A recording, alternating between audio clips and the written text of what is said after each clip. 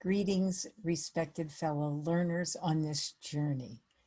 I would like to share with you my response to the question, why is practicing moral leadership meaningful to me? And it's meaningful to me because of this challenge. The challenge that I see globally is trauma, chronic stress, violence, are different stressors that are ubiquitous around our globe.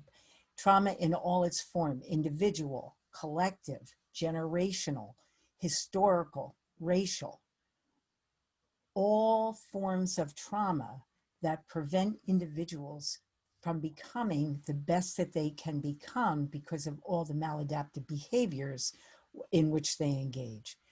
I am from the United States. In this country, pre-pandemic, we were in an opioid epidemic. We've had many, many thousands of people dying way before their time because of the drug. But when you pull back and look at bigger picture, 30,000 more people die a year of alcoholism every year than opioid addiction. So we have a self-medication problem.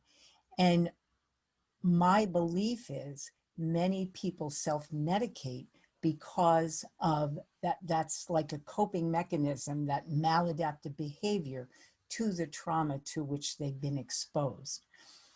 So what would I like to see instead?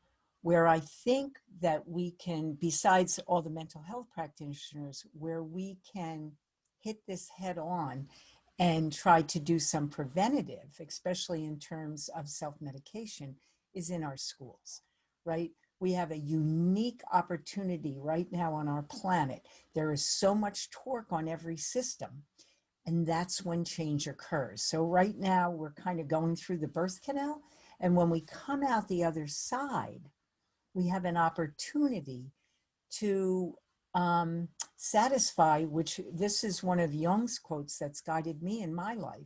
The privilege of a lifetime is to become who you truly are. Isn't that what moral leadership should do?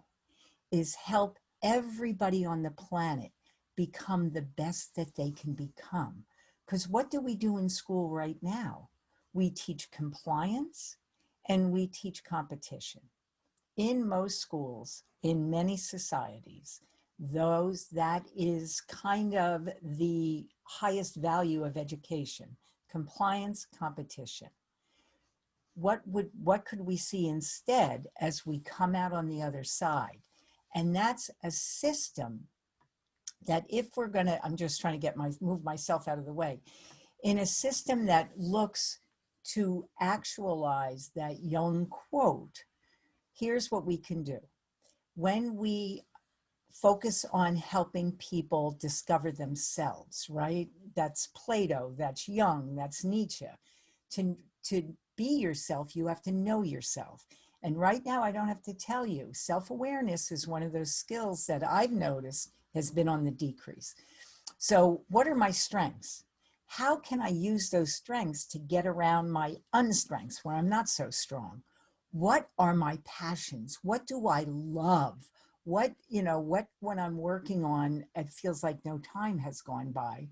And BV aligned, are my behaviors aligned to my values? Do I walk my talk? That's self-awareness. Such a great place to help build people, humane people. However, if we only focus on self-awareness, we create narcissists. So we need to balance that with social awareness. What are my relationship skills?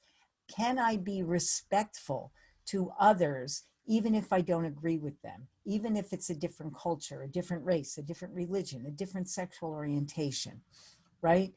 Do I have the flexibility to be able to code switch like that and manage different social involvement? And finally, when I'm socially aware, I can see what the needs are in society. When I know me and my passions, and I can see what's needed out in the real world, Where those two meet, the center of that Venn diagram is entrepreneurism. That's where my purpose lives. That's not about what are you going to be when you grow up, how much money you're going to make when you grow up. It's what problem are you going to solve with your skills. Okay, real quick story. This is a middle school girl. Her self-awareness, her strength is coding, computer coding, and that is her passion. That's what she loves. She's a girl who codes.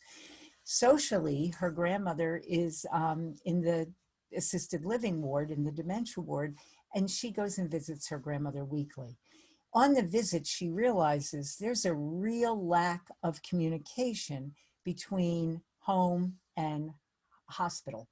So she creates, with her coding skills, an app that facilitates that conversation, that communication. Will she make $1 billion like the Angry Birds kid did? Probably not. But at middle school age, at 12 years old, she's using who she is, what she does well, to solve a problem in her community. Imagine if we used our moral leadership to create a system where people who could become who they're destined to become. You know, there would be so much healing in our communities, in our societies. And I could end it there, but I just want to bring in an answer to another question about who do you admire? Because when we look at what problem will I solve, entrepreneurship, sometimes that needs startup money, right? Maybe my community needs someone to herd a couple goats closer to where I am so that we can have milk for our community. But I don't have the money for those couple of goats. Well, Mohammed Yunus, if you don't know him, he won the Nobel Prize several years ago. He disrupted the banking industry because, you know, in the traditional banking industry, you have to have money to get money. No one's going to lend you money if you don't have any collateral to put up for it. Yunus believed that people are inherently honest, and if you give them a few dollars, they will make sure they pay it back. So that's exactly what he did. He started making very small micro loans to folks who had no way of paying it back until their businesses, their ideas took off, and then so he has a 98% payback number, way more than a traditional bank. So in how I see as a solution, this gentleman has already paved the way, so how we can make that happen. So just dream with me for a second and imagine a world where our leadership created systems that could help the individuals within those systems, communities, societies, globally, become who they're destined to be, to solve the problems that are in front of us and will continue to be in front of us. That is how we create societies that are just and sustainable.